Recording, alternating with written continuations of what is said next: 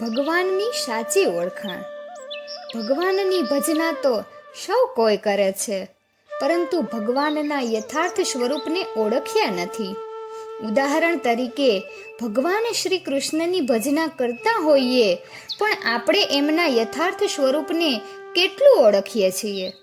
રાત દિવસ જોડે ને જોડે રહેનાર અર્જુનને પણ ભગવાન શ્રી કૃષ્ણએ ગીતાનો ઉપદેશ આપતા સમયે કહેવું પડ્યું કે અર્જુન, આજ સુધી તું મને ઓળખી નથી શક્યો, તે મારા ખરા સ્વરૂપને જાણ્યું જ નથી.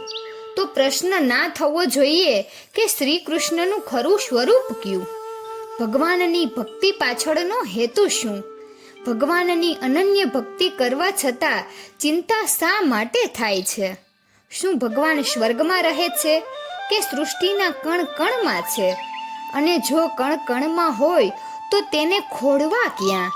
જગતની રચના કરનાર કોણ? જો ભગવાન સૃષ્ટિના સર્જનહાર છે તો ભગવાનને કોણે બનાવ્યા? અને એથી આગળ જો ભગવાન જગતના પાલનહાર છે તો કુદરતી આપત્તિઓ, બીમારીઓ, હિંસા, અકસ્માત, સુખ દુઃખ, દરિદ્રતા, વૈભવ વગેરે પાછળનું કારણ શું? શું ભગવાનનું અસ્તિત્વ ખરેખર છે કે મનુષ્યની ખાલી કલ્પના છે? સારું થયું તો મેં કર્યું અને ખરાબ થયું તો ભગવાનની ઈચ્છા. શું આ બધું વિરોધાભાસ નથી? મુમુક્ષુના આવા ઘણા પ્રશ્નોના સમાધાન પરમ પૂજ્ય દાદા ભગવાને વૈજ્ઞાનિક રીતે કરાવ્યા છે. એટલું જ નહીં, પરંતુ લાખો લોકોને સાચા ભગવાનની ઓળખ કરાવી એની અનુભૂતિ પણ કરાવી છે. તો ચાલો ભગવાનના યથાર્થ સ્વરૂપને ઓળખીએ જ્ઞાનીની દ્રષ્ટિએ. ભગવાન શું છે? તમે ભગવાનની શોધમાં છો? તમે ભગવાનને ઓળખવા માગો છો? તમે ભગવાનની ક્રિયાઓ વિશે જાણવા માગો છો? તમે ભગવાનનું સાચું સરનામું જાણવા માગો છો? પરંતુ સૌથી મહત્વનું, તમે ભગવાનની સાથે એકરૂપ રહેવા માગો છો. પરંતુ ભગવાન શું છે?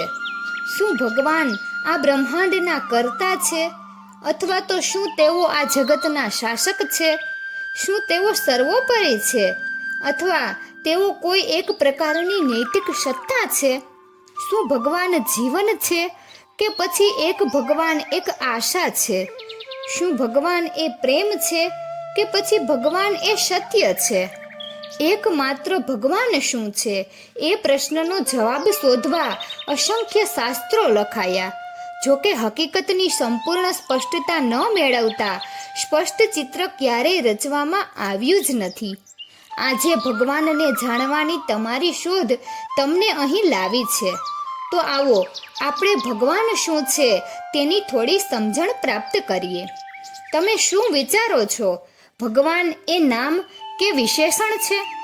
આપણામાંથી મોટે ભાગે ભગવાનનું ચિત્ર કુદરતી રીતે જ આપણા મનમાં આપણે જ્યારે બાળક હતા અને આપણો પરિવાર જે ધર્મ પાળતો હોય તેની સાથે જોડાયેલું હોય, પરિણામે આપણે તેમને જ ભગવાન તરીકેની શ્રદ્ધા, સ્વીકાર અને આદર હોય.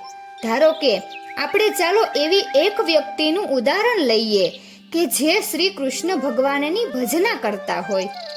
જો તેઓ બાળકૃષ્ણમાં માનતા હોય તો પછી તેમને માટે બાળ ક્રીડા કરતા કૃષ્ણનું ચિત્ર એ ભગવાન છે, જેમને તે બાળકૃષ્ણના નામથી ઓળખે છે. અને જે રાધે કૃષ્ણમાં માને છે, રાધાની બાજુમાં વાંસળી વગાડતા ભગવાન કૃષ્ણનું ચિત્ર એ જ પરમાત્મા છે. રાધા કૃષ્ણના નામથી જ્યારે યોગેશ્વર કૃષ્ણના ભક્તો માટે ભગવાન એવું સાંભળતા જ હાથમાં ચક્રવાળા ભગવાન શ્રી કૃષ્ણનું ચિત્ર એમની આંખો સામે હાજર થઈ જાય, કારણ કે એ જ તેમના માટે ભગવાન છે. આ જ વિચારસરણી અન્ય ભગવાનના ભક્તો માટે લાગુ થાય છે. એ બધા જ કે જેમનું નામ આપણે ભગવાન તરીકે લઈએ છીએ, એ ભગવાન મહાવીર, ભગવાન કૃષ્ણ, ભગવાન રામ, ભગવાન શિવ વગેરે બધા જ સામાન્ય માણસો હતા કે જેઓ ભગવાન તરીકે સ્વીકારાયા અને તેમના જીવનમાં જ પાછળથી તેમની ભગવાન તરીકે ભજના થઈ.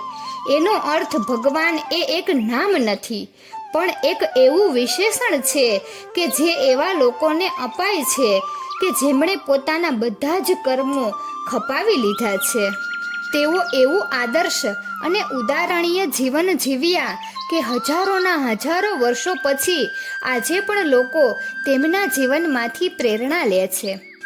આ મહાન પુરુષો જ્યારે પ્રત્યક્ષ હતા ત્યારે તેઓએ કોઈ જ જુદા ધર્મો, સંપ્રદાયની સ્થાપના કે ધાર્મિક અનુષ્ઠાન કર્યું ન હતું કે પછી ન તો તેઓ સ્વયંને ભગવાન તરીકે ગણાવતા હતા. તેઓએ અનુભવ્યું કે ભગવાન શું છે અને તેમણે આ જગતને તે સમજાવ્યું. તેમણે ભગવાનને અનુભવ્યા અને લોકોને ભગવાનનો સાક્ષાત્કાર કરાવ્યો. તેમણે જગતને શીખવ્યું કે ભગવાન એ બીજું કોઈ નહીં પણ તમે પોતે જ છો. ભગવાન એ જગતના કર્તા નથી કે શાસક નથી. ભગવાન આપણા દરેકની મહી શુદ્ધાત્મા સ્વરૂપે, અવિભાજ્ય સ્વરૂપે રહેલા છે. જ્યાં સુધી તમને અજ્ઞાન છે કે હું કોણ છું અને તે અજ્ઞાનતાના કારણે તમે માનો છો કે હું આ દેહ સ્વરૂપે છું, તમે એક સામાન્ય જીવાત્મા છો, અને જ્યારે તમને અનુભવ થાય છે હું આ દેહ કે દેહને આપવામાં આવેલું નામ સ્વરૂપે નથી પણ હું માત્ર શુદ્ધાત્મા છું, ત્યારે તમે પોતે જ ભગવાન છો. તો મિત્રો, તમને આ વિડીયો કેવો લાગ્યો જરૂરથી કમેન્ટ કરજો. જો સારો લાગ્યો હોય તો વિડીયોને લાઈક અને શેર કરજો અને અમારી ચેનલને જરૂરથી સબસ્ક્રાઈબ કરજો. વિડીયો અંત સુધી જોવા બદલ ખૂબ ખૂબ આભાર. જય શ્રી કૃષ્ણ, જય દ્વારકાધીશ.